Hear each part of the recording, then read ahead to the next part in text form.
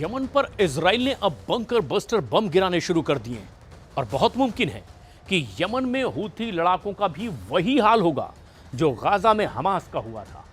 लेकिन हूथी की लीडरशिप को बचाने के लिए अब ईरान ने एक बड़ा कदम भी उठा लिया है।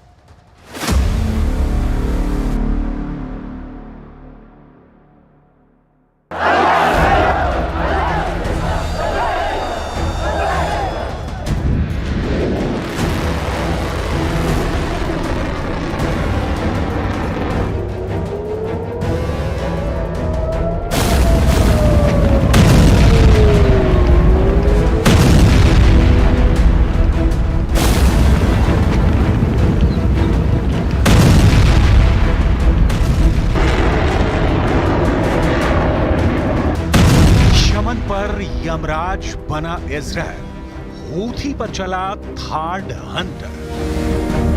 7 मोर्चों पर जंग करने वाला इजराइल अब और भी खूंखार हमले करने लगा है। जो खबरें आ रही हैं वो हैरान करने वाली हैं। यमन के हूथी विद्रोहियों पर इजरायली सेना के हवाई हमले कयामत बनकर टूट पड़े हैं। 3 तस्वीरों के जरिए हम आपको दिखाने जा रहे हैं कि इस वक्त इजराइल यमन के हूथी विद्रोहियों के लिए यमराज बनता जा रहा है। खबर है इजराइल ने अब हूथी की बैलिस्टिक मिसाइलों को अमेरिकी थार्ड सिस्टम से तबाह करना शुरू कर दिया है। लगभग 28 से 30 घंटे पहले इजरायली सेना ने पूरे सना में भयंकर हवाई हमले किए। ये हमले इतने खतरनाक थे कि यमन की राजधानी सना के एयरपोर्ट पर मौजूद विश्व स्वास्थ्य संगठन यानी WHO के महानिदेशक टेड्रोस एडनॉम घेब्रेयेसस इजरायली हमले में बाल बाल बचे हैं। इजरायल के तूफानी हमले में यमन के हूथी विद्रोहियों और शहरों की भारी तबाही हुई है। हम आपको दिखाने जा रहे हैं क्योंकि इजरायल के पीएम नेतन्याहू से लेकर इजरायली सेना के जनरल हूथी के सफाये की कस्में खा रहे हैं। अमेरिकी थार्ड से मारी हूथी मिसाइल।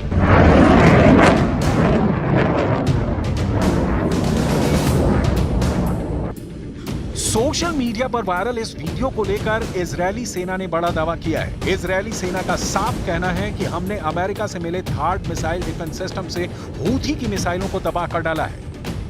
अमेरिकी terminal high altitude area defence यानी थार्ड ने इजरायली जमीन पर पहला शिकार किया है। थार्ड ने 27 दिसंबर की सुबह इजरायल को निशाना बनाकर दागी गई हूथियों की मिसाइल को मार गिराया है। इस हमले को नाकाम करने में इजरायली एरो सिस्टम का भी योगदान रहा है। सोशल मीडिया पर वायरल एक वीडियो में अमेरिकी सैनिकों में से एक को ये कहते हुए सुना जा सकता है कि मैंने इसके लिए 18 साल इंतजार किया है। 18 years waiting for this. 18 years waiting for this. अमेरिकी कंपनी लॉकहीड मार्टिन ने थर्ड एयर डिफेंस सिस्टम को विकसित किया है। इसका प्राथमिक उद्देश्य उड़ान के अंतिम चरण में छोटी और मध्यम दूरी की बैलिस्टिक मिसाइलों को रोकना और नष्ट करना है। ये इजरायल की एरो 3 डिफेंस सिस्टम के बराबर है। अमेरिका ने इसे ईरान के हमले को रोकने और इजरायल को सुरक्षित करने के लिए भेजा है। इस वक्त इजरायल के सबसे बड़े और भीषण हमले यमन पर ही हो रहे हैं। 27 दिसंबर 2024 को यमन के हूथी विद्रोहियों पर इजरायल ने 100 फाइटर जेट से हमले किए। रिपोर्ट के मुताबिक दर्जनों इजरायली विमानों को यमन की राजधानी सना और हुददा में हमले किए। इजरायली विमानों ने सना में 7 और हुददा में 3 हमले किए। नेतन्याहू ने साफ कहा है कि वो हूथियों के चीफ अब्दुल मलिक अल हूथी को नसरल्ला, हानिया और सिनवार के पास पहुंचा देंगे। אנחנו מדליקים הערב נר שני של חנוכה. אנחנו נמצאים במלחמת התקומה, דור המכבים של ימינו, ולפני שעה קלה חיל האוויר תקף מטרות של ארגון הטרור החותי בתימן, גם בקו החוף וגם בצנע. אנחנו נחושים לגדוע את זרוע הטרור הזה של ציר הרשע של איראן. אנחנו נתמיד בזה עד שנשלים את המלאכה. 100 जेट से हमला, जान बचाकर भागे WHO चीफ। 27 दिसंबर 2024 को इजरायली वायुसेना के लड़ाकू विमानों ने इजरायल से 2200 किलोमीटर दूर यमन पर हमले किए। इजरायली हमले के वक्त यमन की राजधानी सना में विश्व स्वास्थ्य संगठन यानी WHO के महानिदेशक टेड्रोस एडनॉम घेब्रेयेसस सना एयरपोर्ट पर मौजूद थे। आप वीडियो में देख सकते हैं कि जैसे इजरायली वायुसेना ने सना एयरपोर्ट पर हमला किया, WHO के चीफ टेड्रोस एडनॉम घेब्रेयेसस जान बचाकर भाग खड़े हुए। आप इस पूरे वीडियो को गौर से देखिए। हमले के बाद एयरपोर्ट पर मौजूद लोगों के बीच भगदड़ मच गई। उस वक्त मौके पर मौजूद 2 लोगों ने WHO के चीफ टेड्रोस एडनॉम घेब्रेयेसस का हाथ पकड़कर उन्हें सुरक्षित स्थान पर पहुंचाया। इजरायली हमले से एयरपोर्ट को भारी नुकसान हुआ है। सना अंतर्राष्ट्रीय हवाई अड्डा और पश्चिमी तट पर 3 बंदरगाह हमले में बर्बाद हुए हैं। इजरायली अधिकारियों ने इसकी पुष्टि की है कि वायुसेना ने यमन में अब तक का सबसे बड़ा हमला किया है। यमन की मीडिया के मुताबिक एयरपोर्ट का कंट्रोल टावर पूरी तरह से बर्बाद हो गया है। दावा किया गया है कि सना और हुदैदा में भीषण तबाही हुई है। हूथी पर इजरायल करीब 400 हमले कर चुका है और जल्द ही यमन का हाल भी गाजा और बेरूत की तरह हो जाएगा।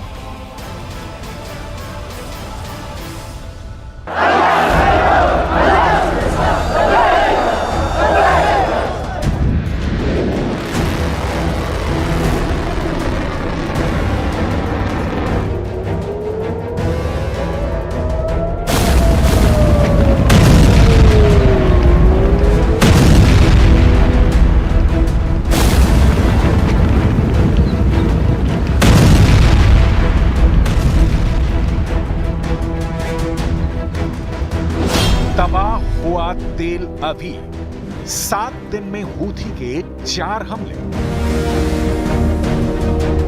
यमन पर इजरायल के भीषण हमलों से पहले ही यमन के हूथी विद्रोही इजरायल पर बहुत भारी पड़े। यकीन करना मुश्किल है, लेकिन पिछले 7 दिनों के अंदर हूथी ने इजरायल की राजधानी तेल अवीव पर ताबड़तोड़ एयर स्ट्राइक की है।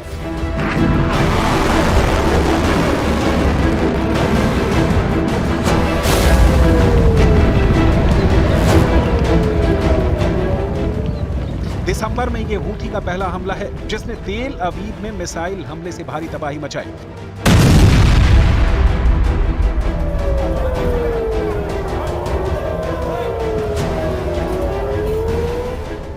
इस हमले के महज 26 घंटे के अंदर हूथी का दूसरा बड़ा हमला इजरायल की राजधानी तेल अवीव पर फिर हुआ, जिसमें दर्जन भर लोग घायल हुए।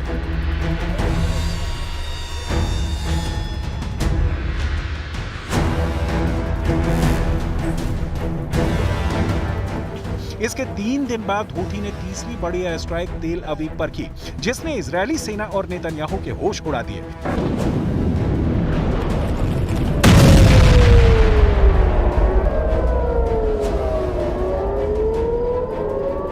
और अब 25 दिसंबर को हूथी ने 7 दिन के अंदर चौथा हमला करके इजरायल को दुनिया के सामने लाचार बना दिया है। दिसंबर महीने में हूथी ने 4 हमलों से साबित कर दिया है कि हूथी के सामने इजरायल का एयर डिफेंस सिस्टम नाकाम है।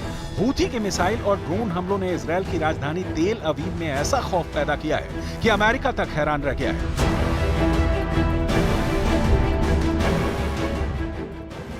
अब आप ये भी जान लीजिए कि हूथी यमन की राजधानी सना से 2200 किलोमीटर दूर मौजूद इजरायल की राजधानी तेल अवीव पर हमले कैसे कर रहा है और सबसे नई स्ट्राइक हूथी ने इजरायल पर कैसे की।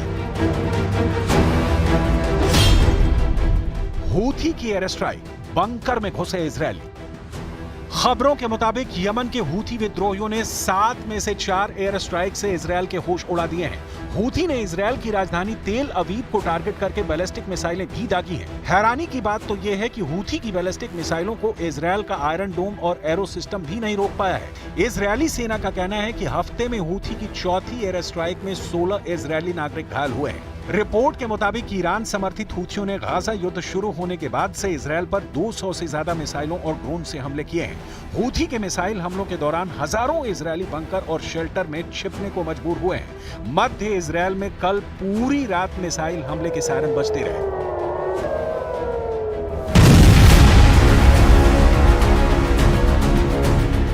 वैसे तो इजरायल इस वक्त 7 मोर्चों पर एक साथ जंग कर रहा है, लेकिन हूथी के मोर्चे से इस वक्त इजरायल को भयानक टक्कर मिल रही है। प्रधानमंत्री नेतन्याहू और इजरायली सेना के सामने हूथी एक ऐसा मोर्चा है जो इजरायल के लिए जहन्नुम बनता जा रहा है। यमन के हूथी लड़ाके लगभग 2200 किलोमीटर की दूरी से इजरायल की राजधानी तेल अवीव समेत कम से कम 5 शहरों पर हमले कर चुके हैं, लेकिन उसके बावजूद ना तो इजरायल और ना ही अमेरिका हूथी को जंग में हरा पा रहे हैं।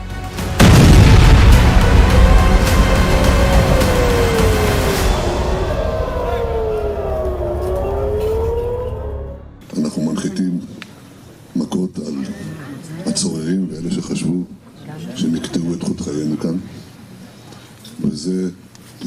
שכולם, גם